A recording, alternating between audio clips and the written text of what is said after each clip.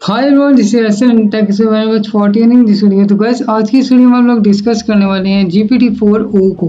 As you know कि OpenAI ने recently एक अपडेट की है जिसमें उसने GPT-4o मॉडल रिलीज कर दिया है। तो आज की इस वीडियो में हम लोग देखने वाले हैं कि GPT-4o क्या है और ये कितना डिफरेंट है as compare to other LLM models. तो चलिए स्टार्ट करते हैं।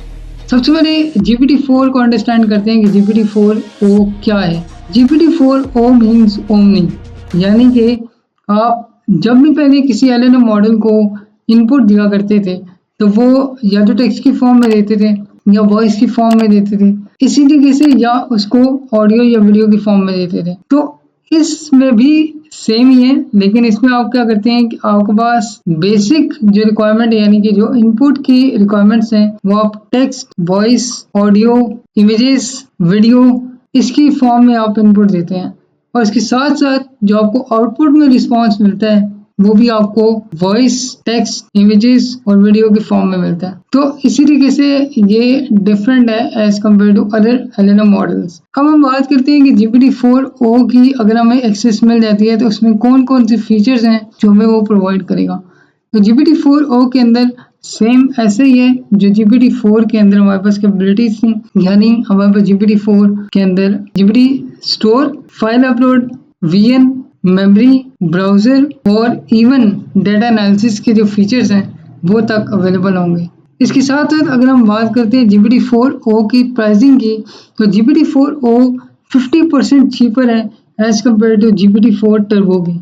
और अगर हम रेट लिमिट की बात करते हैं तो GPT-4o की जो रेट लिमिट है वो 5x हायर है एज कम्पेयर टू GPT-4। और इसकी अगर हम स्पीड की बात करते हैं तो स्पीड में GPT-4o 2x फास्टर है as compare to GPT-4 turbo के। अगर हम इसकी APIs की बात करते हैं तो GPT-4o की जो APIs हैं वो अवेलेबल होंगी उन तमाम यूजर्स को जो OpenAI की APIs को करंटली यूज कर रहे हैं।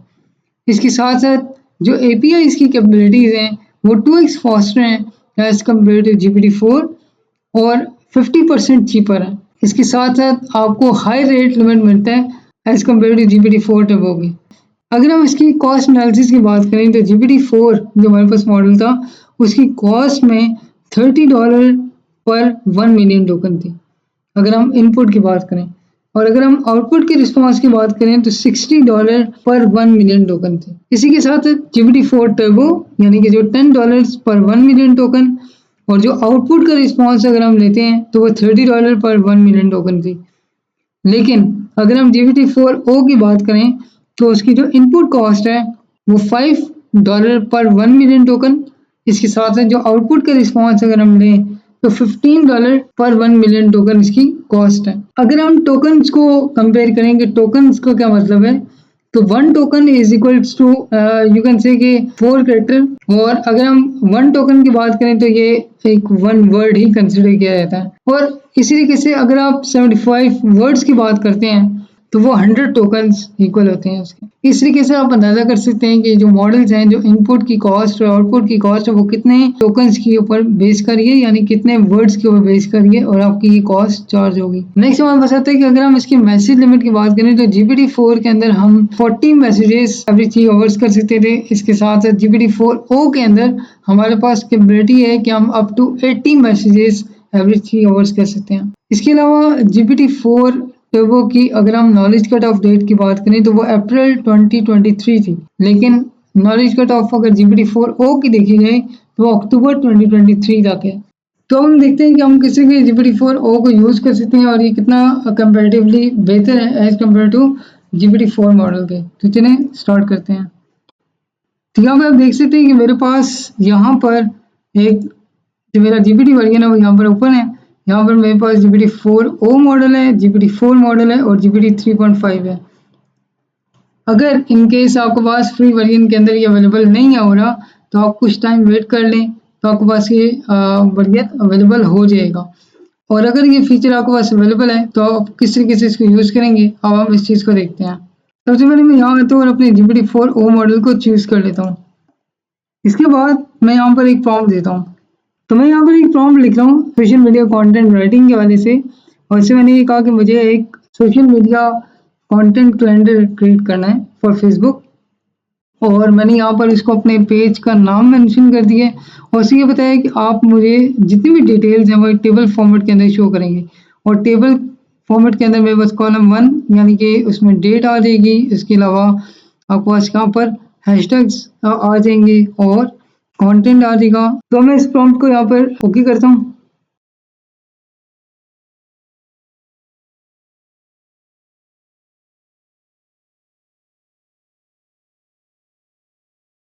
तो एज यू कैन सी कि मेरे पास इस प्रॉम्प्ट का जो यहाँ पर रिस्पॉन्स है वो कुछ इस तरीके से आ गया। अब यहाँ आपने एक चीज़ देखी होगी कि आपने GPT-4o मॉडल जो सिलेक्ट किया उसमें क्या क्या कैपेबिलिटीज़ हैं।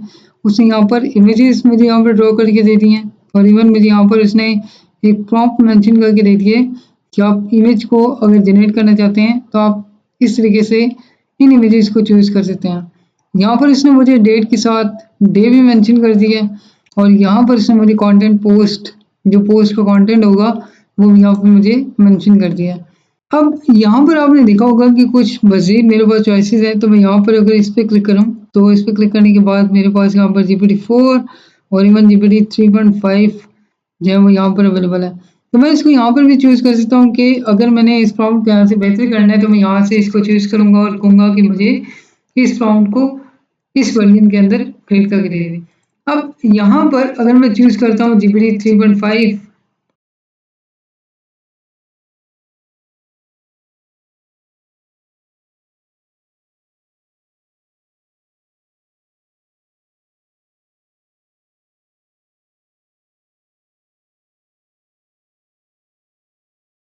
तो आप देख सकते हैं कि इसने मुझे सेकंड वर्जन बना कर दिया है, वो कुछ इस तरीके से क्रिएट करके दिया है।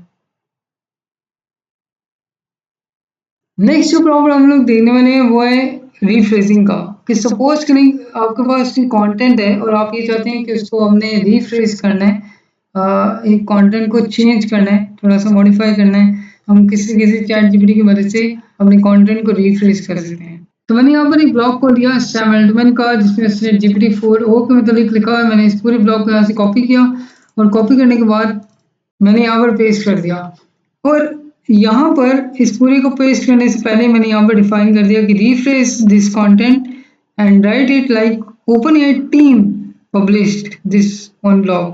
तो यहाँ पर इतनी सी बात मेंशन करने के बाद मैंने नीचे कंटेंट लिखा और कंटेंट को यहाँ पर चेंज करना है मैंने, यानी रीफ्रेश करना है।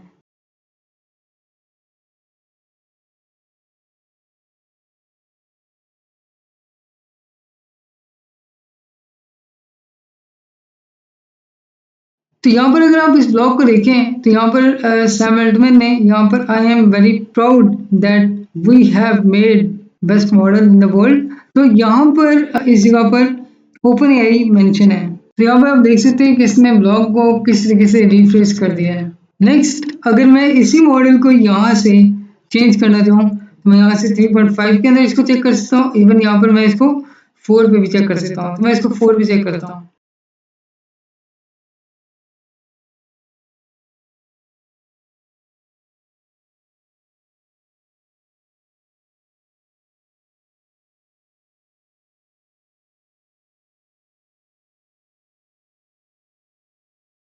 तो यहाँ पे आप देख सकते हैं कि अगर मैं यहाँ पर बैक आऊँ तो ये जो दो वर्जन है मेरे पास, एक वर्जन है मेरे पास GPT-4 का और दूसरा वर्जन है GPT-4o का।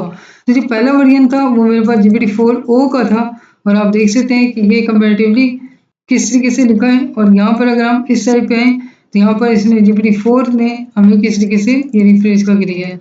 इसकी अगर स्टार्टिंग और एंडिंग की बात करें तो GPT-4o में यहाँ पर published by the open AI team और यहाँ पर अगर हम GPT-4 की बात करें तो यहाँ ऐसी कोई बात यहाँ पर नहीं मेंशन।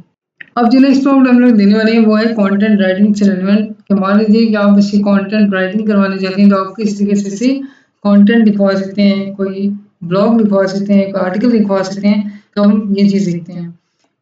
तो सबसे पहले आपने यहाँ पर आना है और आपने यहाँ मेंशन करना है, जैसे मैंने यहाँ पे मेंशन किया, right a 500 to 600 words blog about how to grow a new real estate company. Please include a blog image. अब यहाँ पर देखें तो इस साइड पे मैंने GPT-4o को सिलेक्ट किया हुआ है और यहाँ से मैं इसको एंटर करता हूँ। तो जैसे कि आप देख सकते हैं कि इसने मुझे एक आर्टिकल देख के दे दिया है और इवन इसके साथ मुझे इसने इमेज भी क्रिएट करके दे दिया है। अब ये एक रैंडम इमेज है क्योंकि मैंने इसे कोई डिटेल्ड इमेज नहीं प्रोवाइड की कि मुझे किस टाइप की इमेज क्रिएट करनी है। तो जैसे मुझे यहाँ पर 500-600 वर्ड्स का एक ब्लॉग लिख के दिया और इवन मुझे यहाँ पर एक इमेज भी जनरेट करके दे दी। अब अगर आप यहाँ नीचे आते हैं तो इसको अगर आप यहाँ देखें तो इसने मुझे बकायदा तौर पे यहाँ पर पॉइंट्स क्रिएट करके दिए हैं। Establish a strong brand identity, next technology से रेलेवेंट पे digital marketing, build a network और इस तरीके से मुझे टाइटल्स यहाँ पर मेंशन करके दे दिया और इवन यहाँ पर मुझे इसने एंड पे कंक्लूजन भी मेंशन करके दे दिया है। अच्छा, अब ये है रिस्पॉन्स जो कि GPT-4 को का हम लोगों ने देखा। अब यहाँ पर अगर मैं इसको कंपैरेटिवली यहाँ से GPT-4 को रिस्पॉन्स दूँ, so as you can see कि GPT-4 ने भी हमें एक इमेज प्रोवाइड की है और आप देख सकते हैं कि वो कंपैरेटिवली किस तरह की इमेज है। सो अगर आप यहाँ नीचे आए तो आप यहाँ देख सकते हैं कि जो GPT-4o का रिस्पॉन्स था एंड पे जिस तरीके से उसने यहाँ पर कंक्लूजन के साथ उसकी एंडिंग की है और यहाँ पे अगर हम देखें ऊपर टॉप पे तो यहाँ पर हमें एक इमेज भी इसने प्रोवाइड की है और इवन अगर हम यहाँ GPT-4 की बात करें तो GPT-4 में हमें यहाँ पर उसने 8 पॉइंट्स के साथ कंक्लूजन सेपरेटली नहीं बल्कि उसने 3 लाइन सेपरेट यहाँ मेंशन करके हमें दिए हैं। अब नेक्स्ट जो हमारा प्रॉम्प्ट है वो है ट्रांसलेशन से रेलेवेंट कि सपोज करें कि अगर आपने किसी ब्लॉग को या किसी आर्टिकल को आपने चेंज करना है किसी और लैंग्वेज के अंदर, आप किस तरीके से इसको ट्रांसलेट कर सकते हैं और इसे पब्लिश कर सकते हैं। तो यहाँ पे हम देखते हैं कि हम किस तरीके से इसको ट्रांसलेट करेंगे। अब सपोज करें कि आपने यहाँ पे इसको ट्रांसलेट करना है, आपने जस्ट इसको इतनी बात मेंशन करनी है और आपने देखना है कि ऊपर जो आपका मॉडल है वो GPT-4o मेंशन है। आप यहाँ पे इसको ट्रांसलेट करें। सो आप देख सकते हैं कि इसने मुझे किस तरीके से यहाँ पर उर्दू में इसको ट्रांसलेट करके दे दिया है। अब मैं किसी और लैंग्वेज में अगर इसको ट्रांसलेट करना चाहूँ तो मैं ऐसे कहता हूँ ट्रांसलेट इट इन स्पेनिश। तो आप देख सकते हैं कि इसने कितना फास्ट और एक्यूरेट रिस्पॉन्स मुझे यहाँ पर जनरेट करके दे दिया है। तो इस तरीके से आप किसी भी ब्लॉग या किसी आर्टिकल को आप लिखवा सकते हैं और इसके इवन इसके साथ साथ आप इसको ट्रांसलेट भी करवा सकते हैं ताकि आप मल्टी लैंग्वेज के अंदर अगर आप ब्लॉग्स वगैरह या आर्टिकल वगैरह लिख रहे हैं तो आप उसको लिख सकें। तो अब नेक्स्ट जो हमारे पास प्रॉम्प्ट है वो है इमेज से रेलेवेंट के हम देखना चाहते हैं कि क्या GPT-4o मॉडल हमारी इमेज को एनालाइज कर सकता है कि नहीं कर सकता। तो चलें देखते हैं इस चीज़ को। उसके लिए सबसे पहले आपने क्या करना है कि यहाँ पर आपके पास एक इमेज होनी चाहिए। तो मैं इमेज को यहाँ पर पेस्ट कर लेता हूँ, यहाँ पर जाता हूँ और यहाँ पर नीचे एक इमेज पिक कर लेता हूँ। जैसे ये एक इमेज है मेरे पास, मैं इसको यहाँ से कॉपी करता हूँ, कॉपी इमेज और यहाँ पर पेस्ट, Ctrl+V। सो आप देख सकते हैं कि वहाँ से डायरेक्टली मैंने किस तरीके से इमेज को कॉपी कर लिया, मुझे इवन वहाँ से डाउनलोड भी करने की ज़रूरत नहीं पड़ी और यहाँ पर मैंने इसको पेस्ट कर लिया है। अब पेस्ट करने के बाद मैं यहाँ पर प्रॉम्प्ट लिखता हूँ। मैंने लिखा analyse the image and define it, I want to create a PPT and discuss with management, also provide me data in a table format. तो मैंने इसे इस इमेज को एनालाइज करने के लिए कहा। तो देखते हैं हमें क्या रिस्पॉन्स देता है।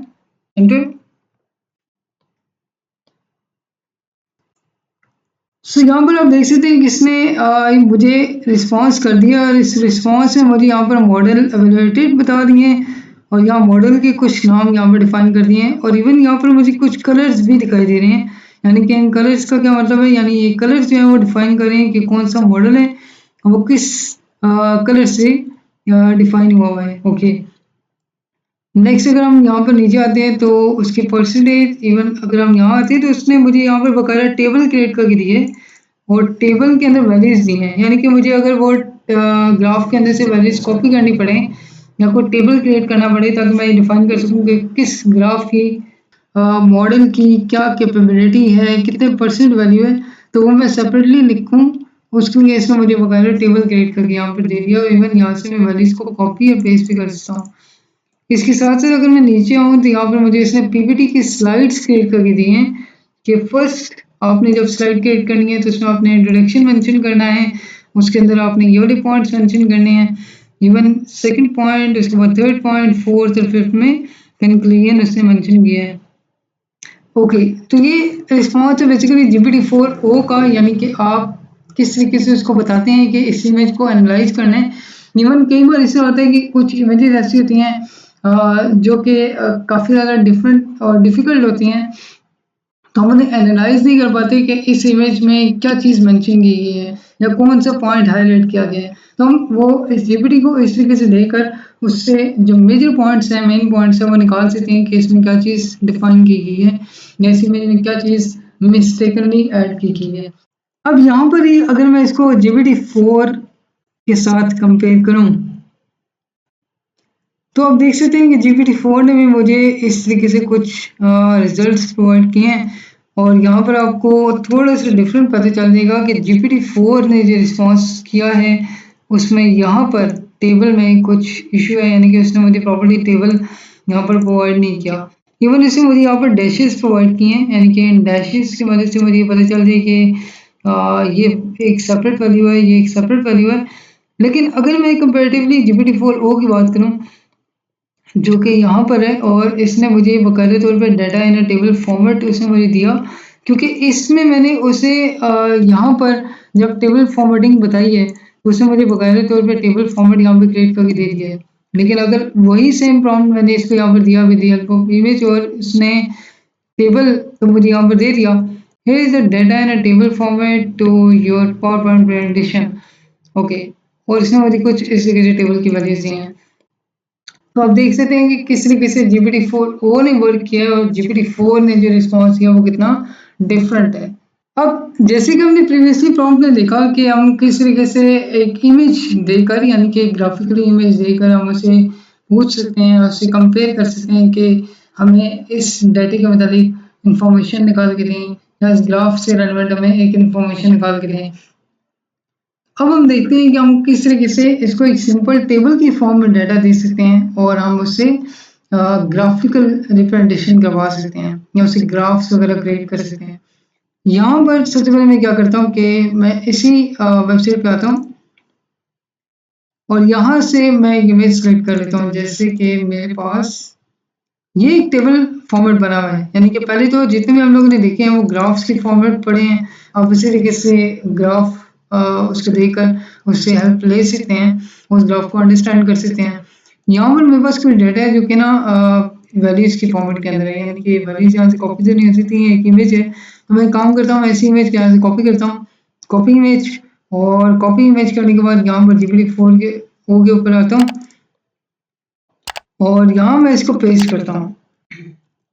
अब यहाँ पर इसको इमेज देने के बाद मैं इसको एक सिंपल फॉर्म देता हूँ कि analyse the data and show in 3 different graph.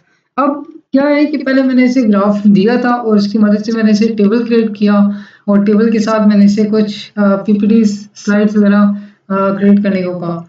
अब मैं इसे कहता हूँ कि मुझे इस टेबल के फॉर्मेट के अंदर जो डाटा पड़ा हुआ है उस टेबल को ग्राफिकल रिप्रेजेंटेशन में शो करें। तो देखते हैं किस तरह आपकी हेल्प करेगा।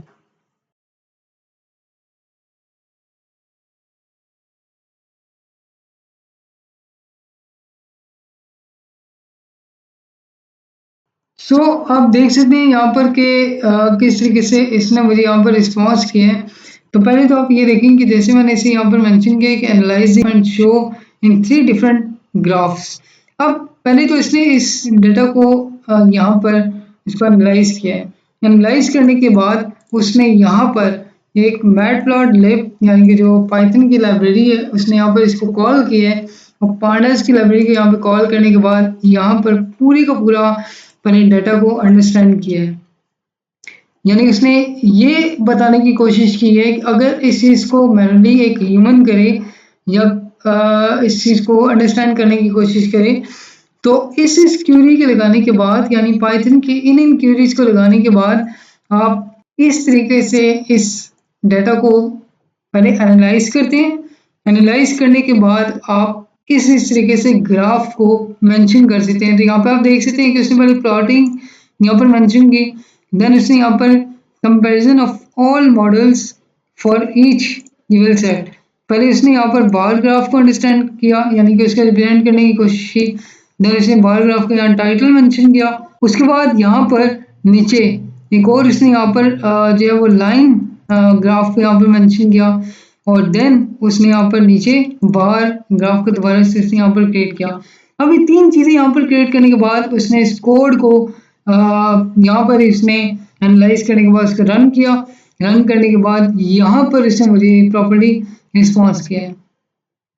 तो ये मेरे पास आ गया। इस तरीके से हमारे पास जो ग्राफ्स हैं वो 3 ये मेरे पास ग्राफ यहाँ पर आ चुके हैं। उसके बाद इवन इसने मुझे यहाँ पर डिस्क्रिप्शन भी मेंशन किया है कि यहाँ पर अगर हम देखें तो ये उसकी डिटेल है, यानी कि जो जो उसने ग्राफ के अंदर मेंशन किया है उसने यहाँ पर 3 सेपरेट लाइंस के अंदर आपको यहाँ पर ग्राफ की डिटेल्स मेंशन किए हैं। अच्छा, यहाँ पर अगर हम टॉप पे जाए ना तो ये जो ग्राफ इसने यहाँ मेंशन किए हुए हैं GPT-4o को उसने ऑरेंज में मेंशन किया हुआ है, GPT-4 टर्बो को उसने यहाँ पर रेड के फॉर्मेट के अंदर शो किया हुआ है, लाइट रेड ऑरेंज समथिंग इस तरह का कलर है। तो यहाँ पर आप इस चीज़ को देख सकते हैं कि अगर मैं इसे कोई भी कोड देता हूँ ना तो पहले वो अपनी मशीन के ऊपर यहाँ पर इसको रन करने की कोशिश करेगा। देन अगर उससे कोई बग या कोई इस तरह का इशू आता है तो वो दोबारा उस कोड को रीड करेगा। आप इसको ट्राई कर सकते हैं खुद से।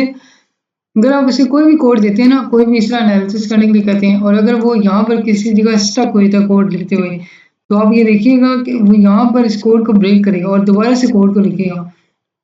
यानी कि वो अपनी मशीन के ऊपर उसको रन करने की कोशिश कर रहा है। जब वो सक्सेसफुली रन कर लेते हैं देन उसके रिजल्ट्स के तौर पे यहाँ पर फिर आपको यहाँ पर रिस्पॉन्स शो करता है कि इस कोड के रन करने के बाद यहाँ पर आपको इस तरीके से ग्राफ शो होंगे। तो आपने ये देखा कि किस तरीके से आप ग्राफिकली रिप्रेजेंटेशन क्रिएट कर सकते हैं GPT-4o की मदद से। आप उसे सिंपल डाटा सेट दे सकते हैं और उसे डाटा को क्लीन करवा सकते हैं। इवन आप उसे डाटा को रिप्रेजेंटेशनल फॉर्म में भी शो कर सकते हैं। तो अब हम देखते हैं कि हम किस तरीके से GPT-4o की मदद से अपनी इमेजेस को क्रिएट कर सकते हैं। तो चलिए इस चीज़ को हम अंडरस्टैंड करते हैं और देखते हैं कि किस तरीके से GPT-4 हमारी हेल्प करेगा टू क्रिएट इमेजेस। तो यहाँ पर मैं एक प्रॉम्प्ट मेंशन करता हूँ। तो मैंने लिखा कि मैं इसे एंटर करता हूँ। तो जैसा कि आप देख सकते हैं यहाँ पर उसने मुझे कितनी परफेक्ट इमेज यहाँ पर क्रिएट करके दी है, जो कि एक हाई क्वालिटी इमेज उसने मुझे यहाँ पर मेंशन की है। तो गाइस हमने देखा कि हम किस तरीके से GPT-4o की मदद से हम इमेजेस को क्रिएट कर सकते हैं।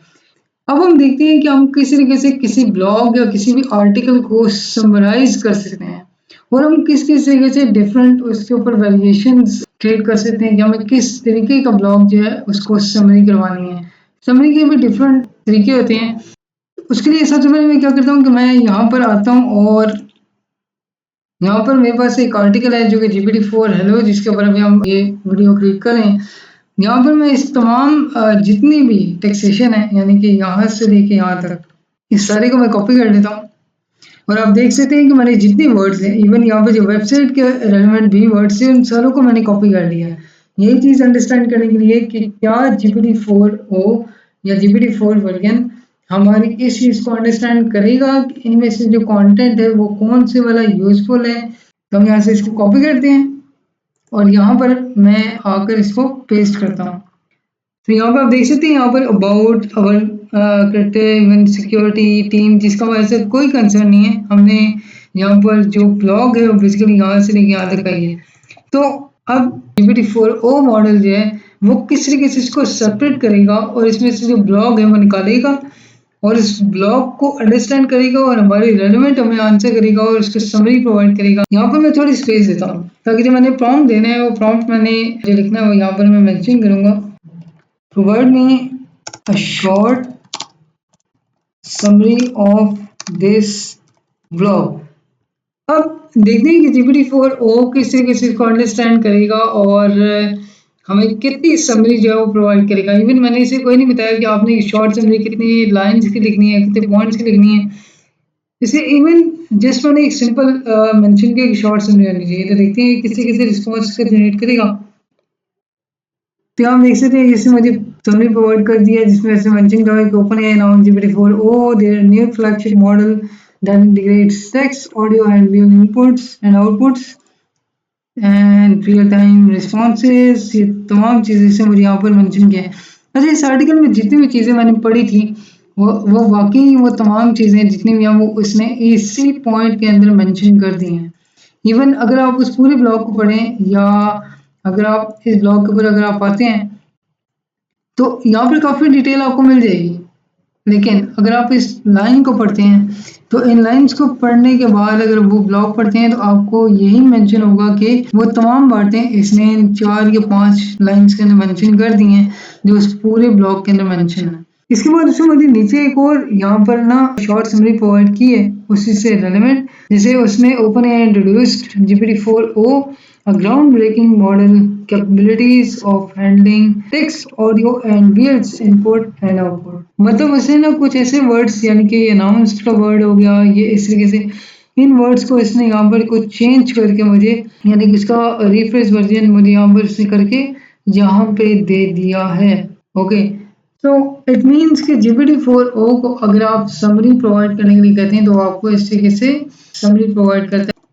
अब एक समरी होती है जो कि आप पैराग्राफ की फॉर्म में से डिटेल लिखवाते हैं कि इसके 4 to 5 लाइंस के अंदर समरी प्रोवाइड कर दो, या आप इसको 10 to 15 लाइंस के अंदर या 2 to 3 पैराग्राफ के अंदर इसकी समरी प्रोवाइड कर दो। एक मेथड होता है कि आप उससे ये बताते हैं कि आप मुझे एक पैराग्राफ में नहीं बल्कि इनको पॉइंट्स के अंदर मेंशन कर दो। तो पॉइंट्स में क्या होता है कि पैराग्राफ या किसी भी आर्टिकल को हम इजीली अंडरस्टैंड कर लेते हैं। ये होता है ना कि ह्यूमन इजीली अंडरस्टैंड करता है जो भी चीज़ बुलेट्स के अंदर होती है, पॉइंट्स के अंदर होती है। इवन बेटर कि आप इसे अगर पैराग्राफ की फॉर्म में लिखते हैं, पैराग्राफ की फॉर्म में डिटेल्स होती हैं या उसको अगर आपने पैराग्राफ में एक जगह पर लिखा हुआ है तो उसके थोड़ा वो रीडेबल फॉर्म में उस तरीके से नहीं होता, तो आप उसे किसी तरीके से पॉइंट्स की फॉर्म में जनरेट कर सकते हैं। यानी आप किसी भी समरी को पॉइंट्स की फॉर्म में कैसे जनरेट करेंगे अब हम ये देखेंगे। अब मैं काम करता हूँ, मैं सेम आर्टिकल यानी सेम जो ब्लॉग है यहाँ से लेके यहाँ तक ये सारा कॉपी कर लेता हूँ, इवन ये सारा, ठीक है, और यहाँ पर मैं इसे पेस्ट कर देता हूँ। अब पेस्ट करने के बाद मैं शिफ्ट एंटर करूंगा ना तो ये मुझे इस तरीके से गैप प्रोवाइड करेगा। इसे हम लिखते हैं right it in short points. मैंने जिस से इतनी बात मेंशन की है और ऊपर जितना ही ब्लॉग था उसमें हो सकता है कोई पॉइंट्स ही मेंशन हो या वो सारा के सारा बुलेट में लिखा हो या वो सारा के सारा पैराग्राफ की फॉर्म में हो। मैंने इसे जैसे इतना लिखा है कि right it in short points. तो जैसे कि आप देख सकते हैं कि इसने मुझे यहाँ पर ब्लॉग के जो पॉइंट्स हैं वो बना के दे दिए हैं, जिसमें इसने लिखे कितने क्लियर तरीके से यहाँ मेंशन किया हुआ है। अनाउंसमेंट डेट 13 मई 2024, प्रोडक्ट के बारे में बताया है कि कौन से प्रोडक्ट है, फ्लैगशिप मॉडल GPT-4o। हो सकता है कि इसमें GPT-4 का भी जिक्र हो, GPT-3.5 का भी जिक्र हो, लेकिन उसे पता है कि उसने GPT-4o को यहाँ मेंशन करना है कि जो अनाउंसमेंट है वो बेसिकली इस प्रोडक्ट की हुई है। इसके अलावा यहाँ पर अगर देखा जाए तो यहाँ पर इसके कुछ कैपेबिलिटीज़ यानी इसकी क्या कैपेबिलिटीज़ हैं वो यहाँ मेंशन की गई हैं। उसके इनपुट आउटपुट के हवाले से जिक्र किया गया है, उसके आउटपुट का जिक्र किया गया है, इवन उसकी जो ऑडियो इनपुट या आउटपुट की जो कैपेबिलिटीज़ हैं उसकी स्पीड है उसको डिफाइन किया गया है, परफॉर्मेंस को डिफाइन किया गया है और VN और ऑडियो कैपेबिलिटीज़ को यहाँ मेंशन किया गया है। इसके साथ लिमिटेशन को भी इसे मेंशन किया है, यहाँ पे भी इसका जिक्र किया गया है। एक प्रॉपर्ली अगर आप इसको देखें ना, ये प्रॉपर्ली तौर पे एक कंप्लीट ब्लॉग का उसने पॉइंट्स यहाँ पर हमें जनरेट करके दे दिए हैं, ताकि अगर आप उस ब्लॉग को रीड करें या इन पॉइंट्स को रीड करें तो आप इजीली अंडरस्टैंड कर देंगे कि इस पूरे ब्लॉग में क्या क्या चीज़ें हैं जो मेंशन की गई हैं। सो अभी हम लोगों ने देखा कि हम किस तरीके से GPT-4o की मदद से किसी भी समरी को एक प्रेजेंटेशनल फॉर्म में किस तरीके से लिख सकते हैं या उसे लिखवा सकते हैं। यानी जैसे मैंने मेंशन किया था कि आप जब भी समरी प्रोवाइड करते हैं तो आप उसको या तो एक पैराग्राफ की फॉर्म में मेंशन करते हैं या उसको आप बुलेट्स की फॉर्म में मेंशन करते हैं जो इजी अंडरस्टैंडेबल है as compare to paragraph. Next हम देखते हैं कि हम किस तरीके से अपने GPT-4 मॉडल को ट्रेन कर सकते हैं। ट्रेनिंग इन द सेंस के कई बार इसका होता है कि GPT को खुद नहीं पता कि आपको किस तरह का रिस्पॉन्स चाहिए, तो आप उसे बताते हैं, उसे पहले से मेंशन करते हैं कि हम जो भी कंटेंट आपसे लिखवाते हैं उस कंटेंट का ये फॉर्मेट होना चाहिए। इसे नॉर्मली तौर पे हम लोग कहते हैं one shot prompt. One shot prompt में आप पहले डिफाइन करते हैं कि आपका पर्सपेक्टिव क्या है, आपने उससे जो इनपुट या आउटपुट लेनी है वो किस फॉर्मेट के अंदर लेनी है। तो इस तरीके से ना आप उसे वन शॉट प्रॉम्प्ट देते हैं। अब हम देखते हैं कि हम किस तरीके से वन शॉट प्रॉम्प्ट देकर उसे ट्रेन करते हैं और अपनी रिक्वायरमेंट के मुताबिक उससे आउटपुट जनरेट करवाते हैं। सबसे पहले हम लोगों ने क्या करना है कि मैं यहाँ पर आता हूँ, इस सेम ब्लॉग के ऊपर मैं आता हूँ और सेम ब्लॉग मैंने यहाँ से इसको कॉपी कर लिया। अब वर्किंग हम लोगों ने सारी की सारी वही करवानी है जो भी हम समरी प्रोवाइड कर रहे थे, लेकिन इसमें थोड़ी सी एनहांसमेंट ये होगी कि मैं इसे ट्रेन कर रहा हूँ। अब सबसे पहले हमने यहाँ पर आना है और यहाँ पर आपने मेंशन करना है, मैं जब भी इसे कोई कंटेंट प्रोवाइड करूंगा, कोई आर्टिकल प्रोवाइड करूंगा, ठीक है, तो ये मुझे 2 समरीज प्रोवाइड करेगा। पहली समरी जो होगी ना वो 3 to 4 लाइन्स के अंदर होगी और जो सेकंड समरी होगी वो 8 to 10 लाइन्स के अंदर होगी। अब मैंने यहाँ पे कोई ब्लॉग या कोई आर्टिकल नहीं दिया उसे, लेकिन सिर्फ उसे मैंने बताया है कि वो मेरे इन रूल्स को फॉलो करेगा, ठीक है, जो डिटेल में इसे शेयर कर रहा हूँ वो उनको फॉलो करेगा। तो ये एक ट्रेन मॉडल की होती है कैपेबिलिटी के आप उसे ट्रेन कर रहे हो, उसे बता रहे हो कि मैं जो भी डेटा सेट या जो भी चीज़ आपको इन्फॉर्मेशन आगे देने वाला हूँ, आपने इस पॉइंट को नज़र में रखते हुए मुझे इन्फॉर्मेशन जनरेट करके देनी है। कई बार ऐसा होता है ना कि हम ये चीज़ क्यों यूज़ करते हैं कि मॉडल कंफ्यूज हो जाता है। मॉडल क्योंकि एक ह्यूमन नहीं है, वो एक मॉडल है। तो मॉडल के बार डेटा ज़्यादा होने की फॉर्मेट के अंदर डेटा ज़्यादा मिलने की वजह से वो मॉडल कंफ्यूज हो जाता है, उसे पता नहीं चलता कि इसमें से डेटा क्या है, जो रिक्वायरमेंट्स हैं वो क्या हैं और मुझे आउटपुट क्या जनरेट करवाना है। इस तरीके से हम उसे सेपरेटली मेंशन करते हैं। ये उस कंडीशन में करते हैं जब हमारे पास फॉर्म बहुत ज़्यादा बड़ा हो जाता है या हमारे पास जो रिक्वायरमेंट्स हैं वो बहुत ज़्यादा हो जाती हैं, तो हम डिफरेंट तरीकों से ना उसे फॉर्म देते हैं। तो यहाँ पर हम लोग इसे मेंशन करते हैं वन शॉट प्रॉम्प्ट। तो वन शॉट प्रॉम्प्ट में आप उसे ट्रेन करते हो कि ये चीज़ आपने उसे मेंशन की और अब आप उसे एंटर करते हो। अब यहाँ पर आप देख सकते हैं कि ये लिखा मेमोरी अपडेटेड। अब ये क्या फीचर है? इस फीचर को भी हम थोड़ा सा देखते हैं कि मेमोरी अपडेटेड बेसिकली मैं अगर आपको बताऊं तो रिसेंटली ओपनएआई ने एक फीचर अनाउंस किया था मेमोरी अपडेटेड का। मेमोरी अपडेटेड बेसिकली एक फीचर है जो कि ओपनएआई ने रिसेंटली अनाउंस किया था। उसका ये फीचर है कि वो याद रखता है किसी चीज़ को, ठीक है, यानी आप जो भी इसे कोई चीज़ बताते हैं तो वो उसको रिमेम्बर रखता है कि आप उसे फ्यूचर में जो भी टेक्निक या जो भी फॉर्म देंगे तो उन चीज़ों को वो जो उसने याद रखी होंगी आपको रिस्पॉन्स करेगा। ठीक है, बेसिकली मेमोरी अपडेटेड का मतलब ये है कि इसने किसी जगह पे स्टोर कर ली है इन्फॉर्मेशन जो आपने इसे प्रोवाइड की थी, कि इन पॉइंट्स को आपने याद रखना है और इन पॉइंट्स की मदद से आपने ये वाली इन्फॉर्मेशन जनरेट करनी है। अब मैं इसे ब्लॉक देता हूँ, सेम ब्लॉक देता हूँ जो मैंने यहाँ पर लिखा हुआ था, इसको मैं यहाँ पेस्ट करता हूँ और अब मैं इसे एंटर करता हूँ। मैंने क्या मेंशन किया हुआ था कि मुझे फर्स्ट समरी जो है वो 3 to 4 लाइन्स की चाहिए और सेकंड समरी मुझे 8 to 10 लाइन्स की चाहिए। तो जैसा कि आप देख सकते हैं कि यहाँ पर मुझे उसने समरी प्रोवाइड करके दे दी है, यानी कि फर्स्ट समरी से मुझे 3 to 4 लाइन्स की जनरेट करके दे दी है और सेकंड समरी से मुझे यहाँ पर 8 to 10 लाइन्स की जनरेट करके दे दी है। सो इस तरीके से ना एक मॉडल को आप ट्रेन करते हो और उसे बताते हो कि मुझे ये रिस्पॉन्स आपने जनरेट करके देना है, जो कि जिस तरीके से मैंने यहाँ पर क्रिएट किया 3 to 4 lines first summary and 8 to 10 lines for second summary. तो यहाँ आप देख सकते हैं कि ऐसे मुझे यहाँ पर रिस्पॉन्स करके दे दिया है। तो गाइस अब हम देखते हैं कि हम लोग किस तरीके से मेमोरी फीचर को यूज़ कर सकते हैं ताकि हम फ्यूचर में जो भी इसे प्रॉम्प्ट दें तो वो हमें उस मेमोरी में से इंफॉर्मेशन गैदर करके हमें रिस्पॉन्स करे। तो मेमोरी फीचर बेसिकली जीपीटी इसलिए यूज़ करता है ताकि वो ये जो रिक्वायरमेंट्स हैं वो उनको अंडरस्टैंड करे, ताकि फ्यूचर में अगर हमें उन्हीं रिक्वायरमेंट्स को देना है तो वो उस इंफॉर्मेशन को वहाँ से रिट्रीव करे और हमें उसी से रेलेवेंट इंफॉर्मेशन देने का दे जो हमारी रिक्वायरमेंट्स हैं। तो हम एक दो रिक्वायरमेंट अपनी उसे बता देते हैं कि हमारी ये रिक्वायरमेंट्स हैं, इन रिक्वायरमेंट्स के अगेंस्ट हमें आर्टिकल लिखवाना है, हमें कोई सोल्यूशन प्रोवाइड करना है या हमें कोई चीज़ कोई इमेज क्रिएट करनी है। उन तमाम चीज़ों को, उन रिक्वायरमेंट्स को, उनकी बेस के ऊपर आपने वो एक्टिविटी परफॉर्म करनी है। तो ये नहीं कि मैं हर बार उसे वो रिक्वायरमेंट्स दूंगा और उसके बाद फिर अपनी जो भी प्रॉम्प्ट होगा या जो भी आउटपुट होगा वो उससे जनरेट करवाऊंगा। नहीं, मैं इसीलिए मेमोरी फीचर को यूज़ करूंगा। तो हम देखते हैं कि हम किसी के लिए मेमोरी फीचर को यूज़ करते हैं। सबसे पहले मैं एक काम करता हूँ कि मैं ना एक ट्रांसलेटर बनाता हूँ, उस ट्रांसलेटर को मेमोरी फीचर के लिए यूज़ करता हूँ। तो यहाँ पे आप देख सकते हैं कि मैंने इसे एक प्रॉम्प्ट दिया, if I use this in the start of the content. अब दिस क्या है, मैंने टी डैश लिखा है और साथ मैंने मेंशन किया ट्रांसलेटेड।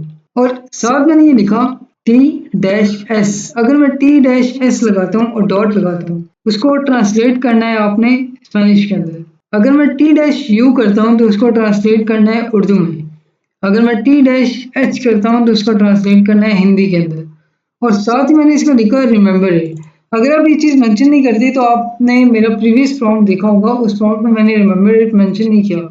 लेकिन इन केस अगर आपने बेहतर वर्किंग करवानी है या आपको लगता है कि आपका मॉडल जो है वो अभी इसका नहीं है, तो आप ये चीज़ उसे लिख सकते हैं जैसे इन केस, अदरवाइज कोई रिक्वायरमेंट नहीं है। तो मैं यहाँ पर इसे मेंशन करता हूँ और इसको एंटर करता हूँ। सो जैसे कि आप देख सकते हैं कि इसने मुझे यहाँ पर मेमोरी अपडेटेड यहाँ पर एक मैसेज दे दिया है कि मेमोरी अपडेटेड इसने कर दी है। अच्छा, मेमोरी अपडेटेड के ऊपर अगर मैं माउस ओवर करूँ तो यहाँ पर इसने मुझे डिटेल यहाँ पर शेयर की है कि prefers sentences that starts with TS, तो उसको वो ट्रांसलेट करेगा स्पेनिश में। सेम वही चीज़ है जो मैंने इसे जो रिक्वायरमेंट्स मेंशन किए हैं। और यहाँ पर मेमोरी के ऊपर यहाँ पर अगर मैं क्लिक करता हूँ तो ये वो सारी मेमोरीज मुझे शो कर रहा है जो कि मैंने इससे प्रीवियसली मेमोरीज यानी कि उसे रिमेम्बर करने के लिए चीज़ें दी थी। अब यहाँ मैं एक काम करता हूँ, मान लीजिए कि आप एक नई चैट ओपन करते हैं।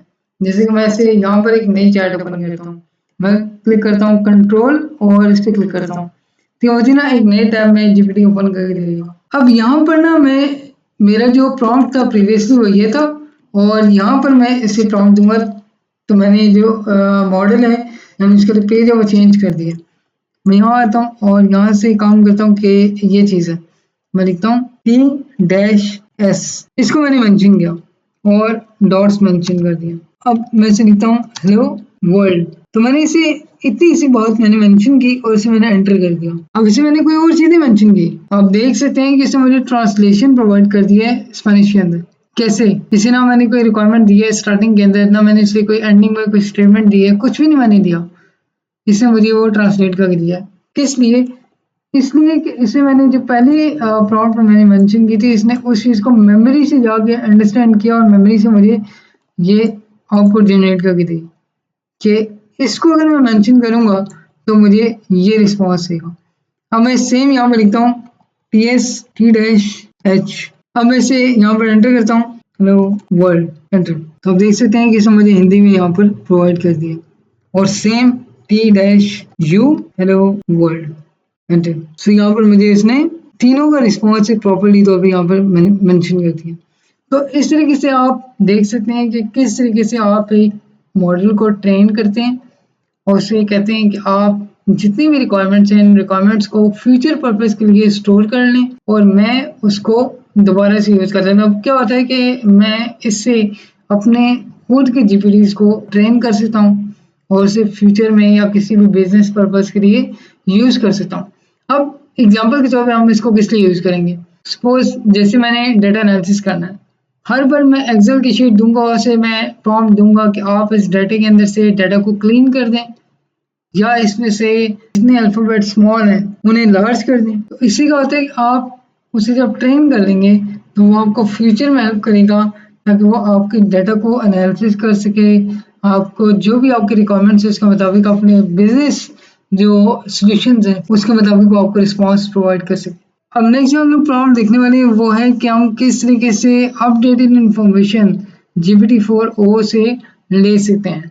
तो जैसे कि आप देख सकते हैं कि मैंने इसे यहाँ पर मेंशन किया है कि what is the latest update regarding open AI, ठीक है, और मैं इसे जस्ट एंटर कर देता हूँ।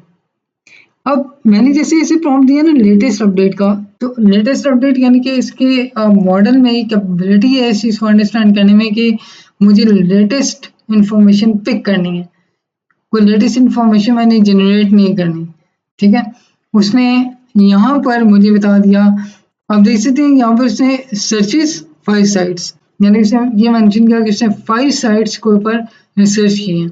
उसने ये नहीं किया कि कोई एक साइट में से वो डाटा पिक करके लेके आए और उसने मुझे यहाँ पर आंसर कर दिया, नहीं। उसने वेरिफिकेशन के लिए, अपनी वेरिफिकेशन के लिए उसने 5 साइट से रेफरेंस पिक किया है और एक चीज़ के ऊपर उसने रिसर्च की है कि वो एक चीज़ क्या है, और उन 5 साइट्स के अंदर वो चीज़ फाइंड आउट करने की कोशिश की है। उसकी वजह से उसने, जब हम यहाँ पे अगर हम क्लिक करते हैं तो यहाँ पे आप देख सकते हैं कि वो 5 साइट्स कौन सी हैं। अब आप देख सकते हैं कि उसने एक site bing.com second open AI की ऑफिशियल वेबसाइट, वहां से सेकंड माइक्रोसॉफ्ट जो कि एक बहुत अच्छा रेफरेंस है।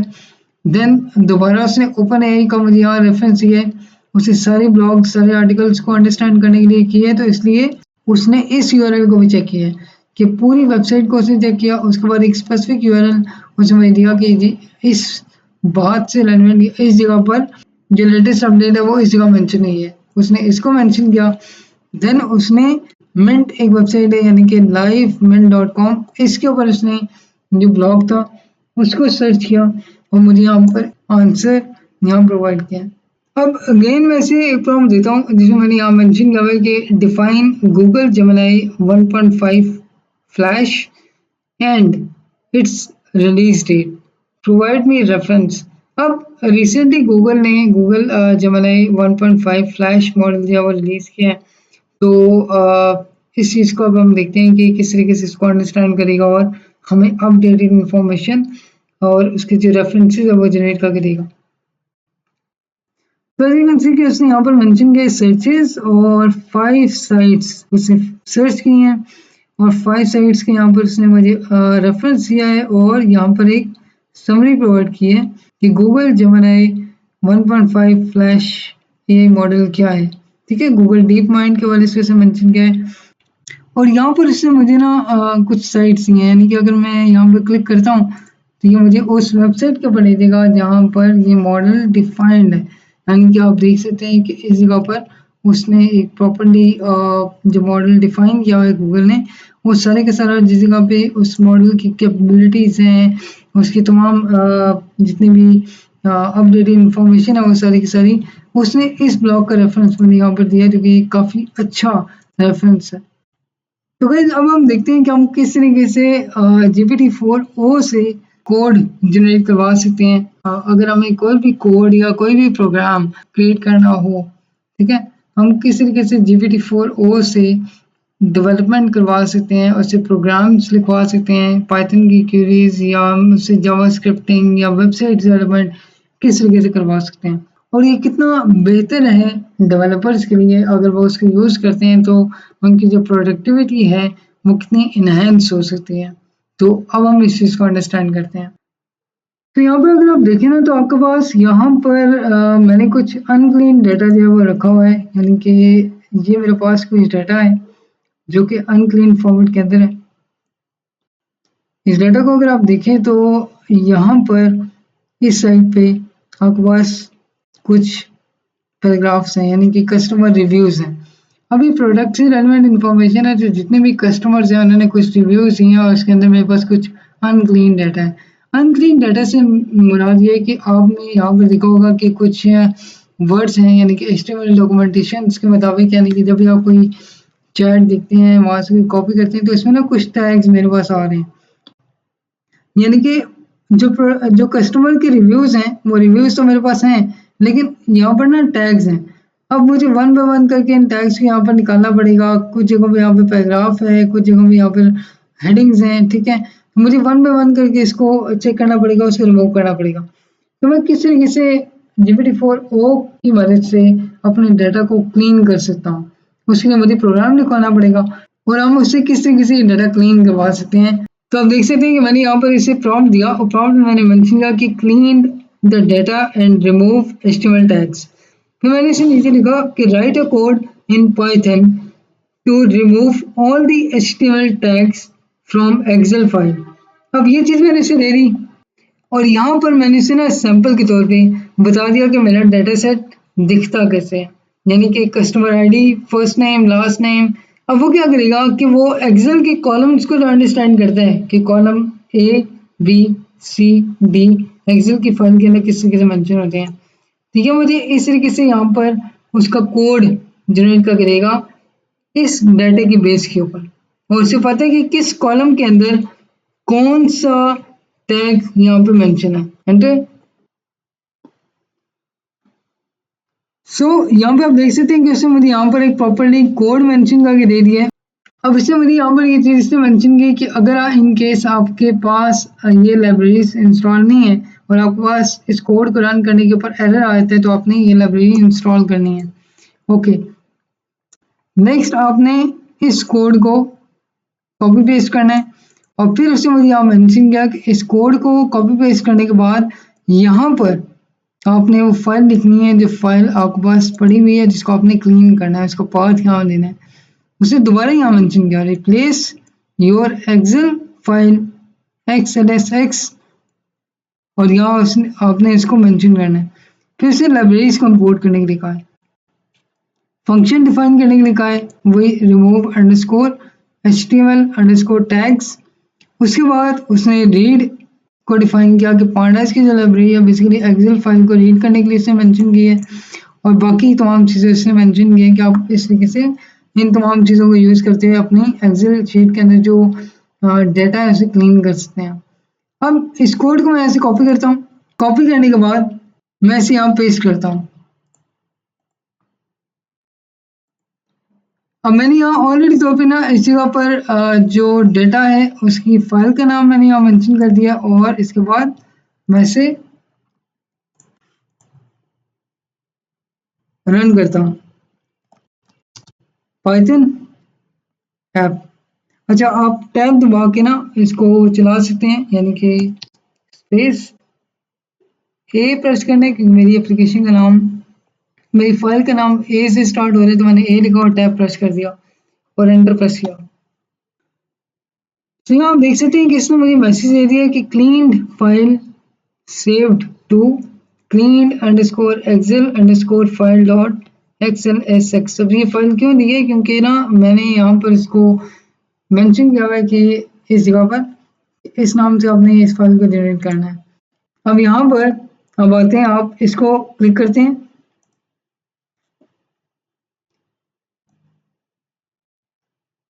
तो आप देख सकते हैं कि आपका जितना भी डेटा था वो सारा का सारा क्लीन हो चुका है। अगर आप इस प्रीवियस शीट को देखें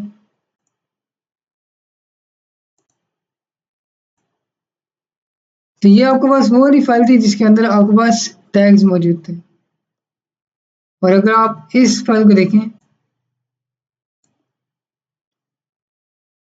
तो ये वो फाइल है जिसके अंदर आपके जो टैग्स हैं वो रिमूव हो चुके हैं।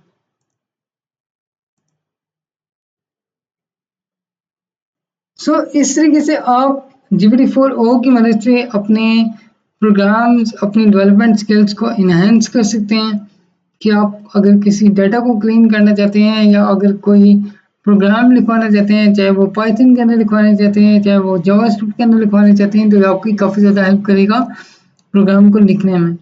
तो गाइस अब हम देखते हैं कि हमने जो डाटा क्लीन किया है हम किस तरीके से उसको एक रिप्रेजेंटेशनल फॉर्म में शो करवा सकते हैं, और GPT-4o हमारी किस तरीके से हेल्प करेगा कि उस डाटा को रिप्रेजेंटेशनल फॉर्म में हम किस तरीके से लिख सकते हैं। यहाँ पर ये मेरी फाइल है, मैं इस फाइल के ऊपर आता हूँ, मैं इसको यहाँ ड्रैग करता हूँ।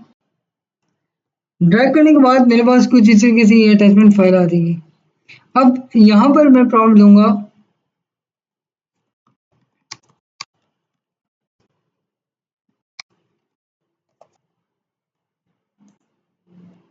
एंटर। सो यहाँ पर आप देख सकते हैं कि इसने किस तरीके से यहाँ पर एनालाइजिंग स्टार्ट कर दिया। एनालाइजिंग स्टार्ट करने के बाद आपको यहाँ पर ये कोड शो कर रहा है कि इसने पहले ये पांडास की लाइब्रेरी को रन किया और ये वो एक्सेल की फाइल है जो कि इसने अपने पास स्टोर की है, और ये उसका पाथ मेंशन करे कि जहाँ से ये इस एक्सेल फाइल को रीड कर रहा है। इसके बाद यहाँ पर इसने इसके फर्स्ट जो 5 कॉलम्स हैं उसको इसने रीड आउट किया है with help of this code, और यहाँ पर नीचे उसने नेक्स्ट क्यूरी रन की है और यहाँ से इस कोड के थ्रू उसने जो HTML टैग्स हैं उन्हें फाइंड आउट करने के बाद यहाँ से रिमूव किया। अब रिमूव करने के बाद अब ये वो चीज़ स्टेप बाय स्टेप कर रहा है, यानी कि उसे जो चीज़ वहाँ मिली है वो कस्टमर रिव्यूज़ के अंदर मिली है। अब इस प्रॉम्प्ट के अंदर में आपने देखा होगा मैंने कोई इसके उसे डिफाइन नहीं किया कि कहाँ पर टैग्स मेंशन है, उसे खुद उस डाटा को एनालाइज किया, एनालाइज करने के बाद उसने यहाँ पर देखा कि कस्टमर रिव्यूज़ के अंदर HTML की टैग्स लगे हुए हैं, उसने वहाँ पर इसको रिमूव किया और रिमूव करने के बाद नेक्स्ट यहाँ पर उसने जो फाइनल प्लॉटिंग करनी थी उसके लिए अलग से इस कोड को मेंशन किया और यहाँ पर इसने इसको डिफाइन कर दिया कि इलेक्ट्रॉनिक्स वर्सेस अदर एसेसरीज जो हैं उनकी क्या प्रोडक्ट की नंबर ऑफ परचेजिंग क्या है। तो यहाँ पर इसने ग्राफिकली रिप्रेजेंटेशन में मेंशन कर दिया। अब सिंपली जो ग्राफ है बेसिकली वो इसी तरीके से ग्राफ होता है। मैंने इसे कोई बार ग्राफ या कोई सर्कल ग्राफ या राउंड ग्राफ मैंने इसे बनाने के लिए नहीं कहा, मैंने इसे जनरल एक प्लॉटिंग करने के लिए कहा है। तो इसमें मुझे यहाँ पर एक सिंपल ग्राफ क्रिएट करके दे दिया। अगर आप यहाँ क्लिक करते हैं व्यू एनालिसिस के ऊपर, तो यहाँ पर आपको वो कोड शो कर रहे हैं जिसकी बेस के ऊपर उसने ये वाला जो ग्राफ है वो जनरेट किया। इसी के साथ साथ अगर आप ऊपर आ जाएं तो आप यहाँ पे क्लिक करते हैं तो ये वो कोड है जिसकी बेस के ऊपर उसने यहाँ पर मुझे सेपरेटली टेक्स्ट प्रोवाइड किया है, जिसमें से उसने HTML कोड के यहाँ से रिमूव किया। यानी कि वो एक मॉडल है बेसिकली। तो वो स्टेप बाय स्टेप जितने सिनेरियोज को रन कर रहे हैं वो सारे के सारे हम यहाँ मेंशन कर रहे हैं सेपरेटली। कि पहले उसने ये वाली चीज़ रन की, उसके बाद उसने ये वाली चीज़ रन की, देन उसने मुझे ये वाली चीज़ रन करके फाइनल रिजल्ट्स मुझे यहाँ पर प्रोवाइड किया। सो गाइस आप लोगों ने देखा कि आप लोग किस तरीके से GPT-4o को यूज़ कर सकते हैं और अपने स्किल्स को एनहांस कर सकते हैं with help of GPT-4o। I hope you like this video. If you like this video, don't forget to subscribe. I will be joining you in the next video. Take care.